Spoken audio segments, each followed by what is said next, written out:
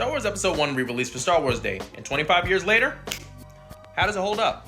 When it released in 1999, Star Wars Episode 1 was the first Star Wars movie to see a theatrical release since 1983. That is 16 years. And it was following characters that we were familiar with in a time period that we had never seen before. I was there for its release. I was 7 years old at the time, and you cannot tell me this was not the most hyped movie to come out that year. But if you were there for the release, then like me, you remember that the reception was divisive to say the least.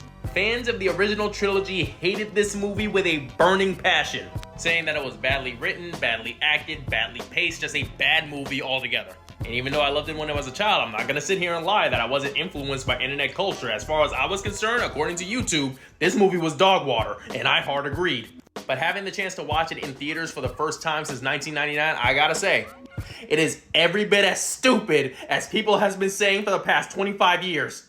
It has all the same problems, the acting, the directing, the effects aren't quite holding up because it's been 25 years. But here's the thing, in my opinion, none of that matters because the movie is fun.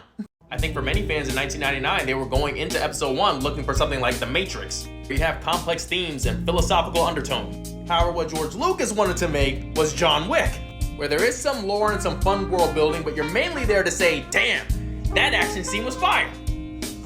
I went to watch this movie with my 7-year-old nephew, and his reaction throughout the movie was very telling. He checked in for the battle droids, he checked out for the invasion treaty, he checked in for the pod race, he checked out for the politics. And I don't think I need to tell you that he was of course pumped up when Duel of the Fates started playing through those speakers. But for as much as he checked in and out of the movie because of his wonky pacing and some of the dialogue and some of the boring bits, at the end, he still told me that he loved this movie.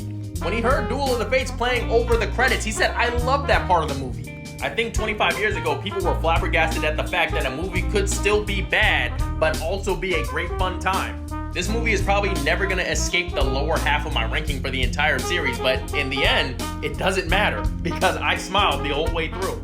And honestly, I shouldn't even have to say this, but you guys were wrong for bullying those actors 25 years ago, just like you're wrong for bullying the sequel actors today. As a 31-year-old, I laughed at a Jar Jar joke. 15-year-old cynical me would have never. And if 25 years is what it took for me to appreciate Episode 1, I really hope I don't kick the bucket in the next 25 so I can see what the reaction is to this trilogy.